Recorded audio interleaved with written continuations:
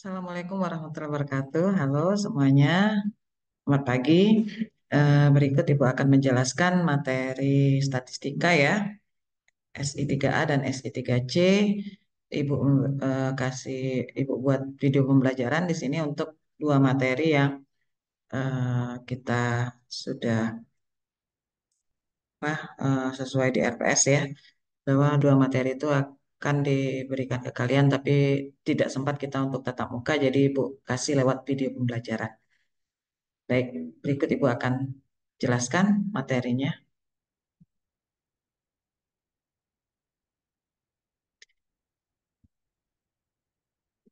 Jadi materi yang pertama itu adalah korelasi data kualitatif ya.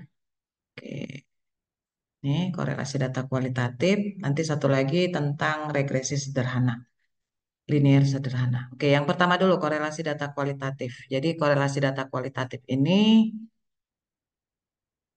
kita tahu bahwa data kualitatif adalah data di dalam statistika itu yang tidak berbentuk angka ya.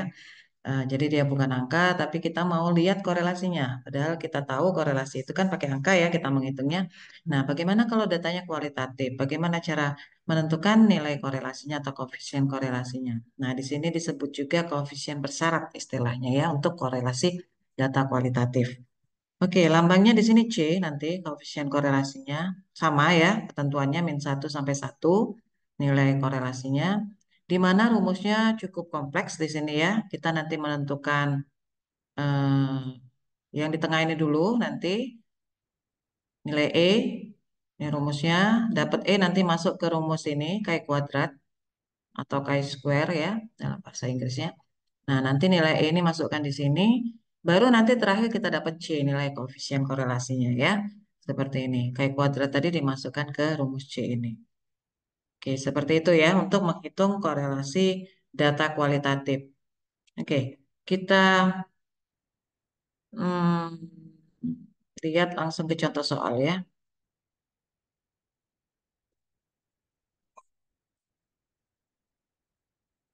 Kita lihat di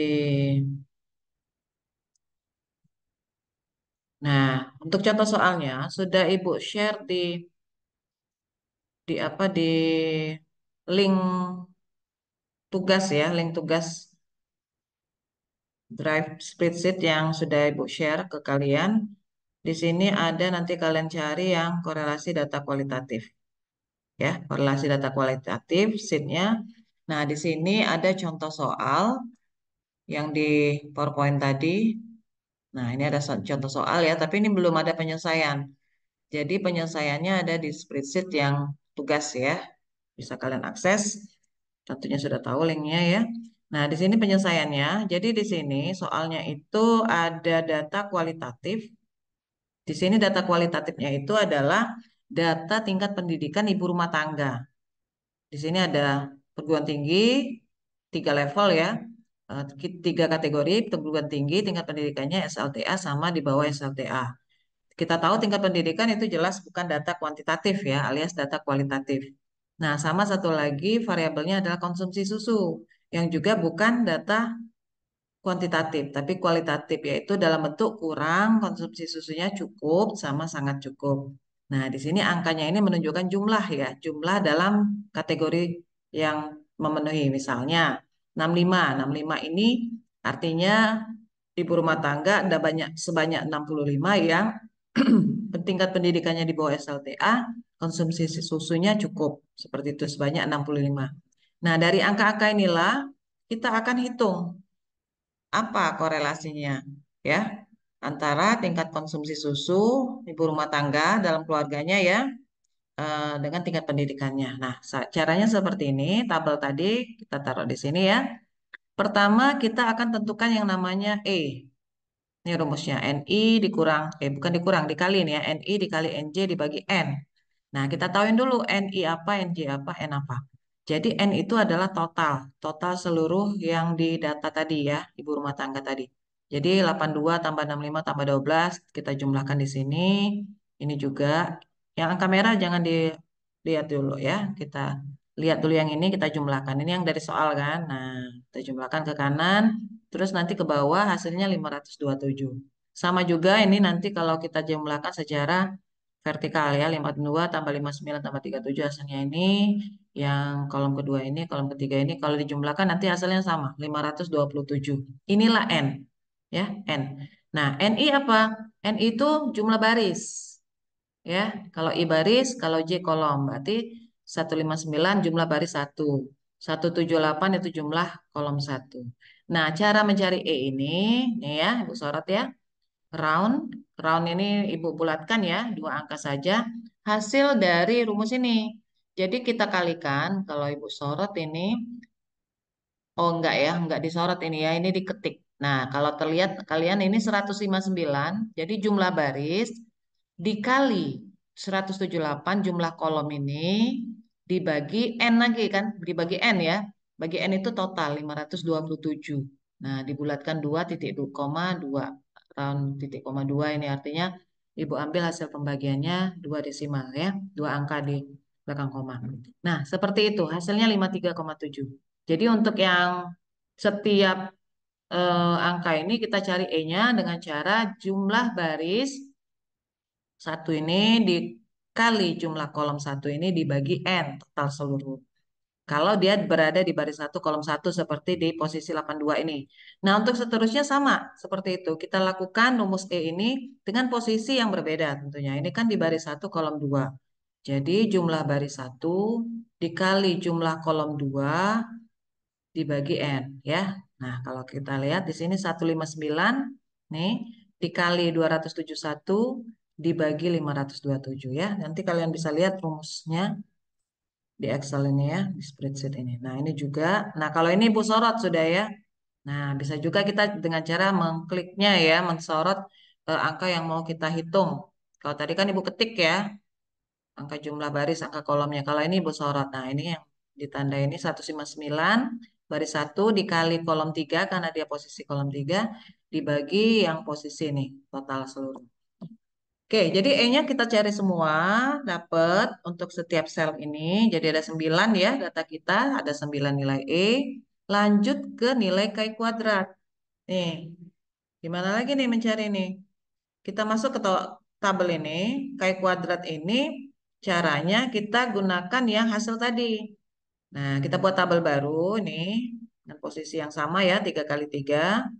Nanti 14,91 ini diperoleh dari mana? Dari rumus K kuadrat ini. Jadi caranya kita sorot ini. Nah, kalau kalian lihat ya. Jadi rumusnya ini F, frekuensi. Frekuensi ini tidak lain adalah yang di atas, yang dari soal. Data banyaknya ibu rumah tangga yang level pendidikan dan konsumsi susunya ada 82 ini ya. 82 dikurang, nah nilai E tadi berapa kita dapat? Kita sorot ini ya. 82 ini posisinya atau ini kita lihat pangkat 2 nih rumusnya pangkat 2 ya dikurangin pangkat 2 dibagi E lagi. Kita sorot lagi yang posisi 53 ini. Enter. Ya. Nah, seperti itu dapat 14,91. Begitu seterusnya. Kolom kedua nanti ambil yang kolom kedua ini. Ini kurang ini dibagi ini lagi ya, dipangkatin 2 dulu, dibagi ini lagi, enter seperti itu. Nah, nanti dapat semua untuk 3 kali 3 atau 9 sel ini.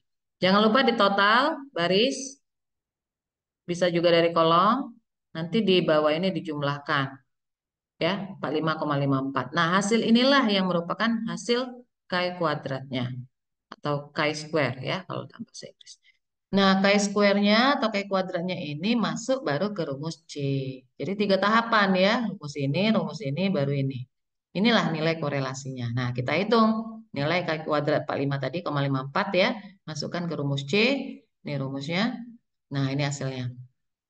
Ya, kita sorot ini 45,54. Oh, SKRT dulu ya, akar ya. Akar 45,54 dibagi 45,4 lagi ditambah N. N itu jumlah data. Nih, yang 527 ya, yang awal tadi. Seperti itu. Hasilnya ternyata 0,28 sekian. Ya, itulah nilai korelasinya. Tinggal kita buat kesimpulan. Jadi nilai C sama dengan 0,28 artinya korelasi apa? Kalau 0,28 antara variabel apa tadi pendidikan ibu rumah tangga dan konsumsi susu keluarga ya merupakan korelasi positif karena nilainya plus ya tidak min yang lemah. Ingat ya, dalam ring 0,28 itu dalam ring dia korelasinya lemah. Nah, seperti itu korelasi data kualitatif. Oke, bisa dipahami ya. Kita lanjut materi kedua yaitu regresi linier sederhana. Nah, regresi linier sederhana ini cukup mudah ya. Dia berbeda dengan korelasi. Kalau korelasi dia berupa nilai ya, angka yang menunjukkan hubungan seberapa kuat hubungan ataupun korelasinya jenisnya positif atau negatif. Kita lihat secara nilai korelasi. Tapi kalau regresi ini dia suatu persamaan ya, dia pemodelan hubungan antar variabel sama dependen dan independen, tapi dia dalam bentuk regresi atau persamaan. Nah, kalau linear sederhana dia bentuknya Y sama dengan A plus BX. Ya, Y sama dengan A plus BX. Tugas kita nanti menentukan si A dan B. Dari data X dan Y juga sama kayak di korelasi ya. Ada data X, data Y, kita mau cari regresinya. Gunanya apa? Apa bedanya dengan korelasi? Kalau korelasi kita hanya melihat nilai hubungan seberapa kuat hubungan antara X dan Y. Tapi kalau dari regresi ini nanti kita bisa mengukur juga atau bisa menduga meramal nilai variabel yang belum diketahui atau Y-nya ya untuk kondisi yang berbeda, untuk kondisi yang ke depan seperti itu. Jadi bisa untuk peramalan. Jadi dengan data yang ada kita dapat A dengan B, dapat suatu regresi, nanti persamaan. Persamaan itu bisa kita gunakan untuk menduga kejadian yang akan datang seperti itu. Ya, ini ada contohnya. Nah, rumusnya nanti, jadi tugas kita hanya menentukan B sama A ya. Nanti masukkan ke persamaannya. B-nya apa rumusnya ini? Kita ikutin aja nanti hampir mirip dengan menentukan korelasi sederhana ya. Korelasi sederhana.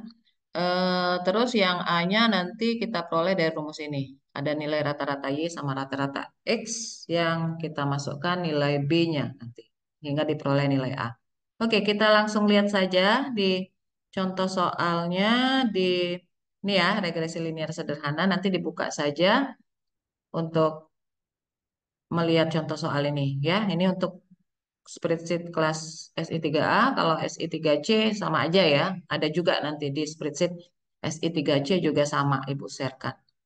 Ibu kopikan juga di sini ya. Ada juga nanti dicari saja. Nah ini ya. Linear sederhana data kualitatif. Oke. Ini contoh soal tadi sudah Ibu kopikan di sini ya. Kita lengkapin tabelnya. Tentukan jumlah X, jumlah Y untuk mencari rata-rata X, rata-rata Y nanti. Nih, rata-rata Y 55, rata-rata X 70 ya. Jumlah dibagi 5 karena jumlah datanya 5. Terus jangan lupa ditambahkan X kali Y kolom baru sama X pangkat 2 untuk masuk ke rumus ini. Ya, ini jumlahnya. Jumlah inilah yang kita masukkan di rumus B ini nanti. Ya, ikutin saja nanti rumus ini N-nya 5 kalau untuk data ini. Ya, kita masukkan ini rumusnya yang di atas ini ya, kalau mau lihat. Dikali sigma XY, kita sorot ini, kurang sigma X kali sigma Y dibagi N 5 dikali sigma X kuadrat. Jangan lupa ini X kuadrat ya, jumlah dari X kuadrat. Dikurang sigma X dikuadratkan. Nah, jangan keliru, ini sigma X, jumlah X yang 350 ini dipangkatin 2. Jadi yang terakhir ini ada pangkat 2. Hasilnya 0,8 ya.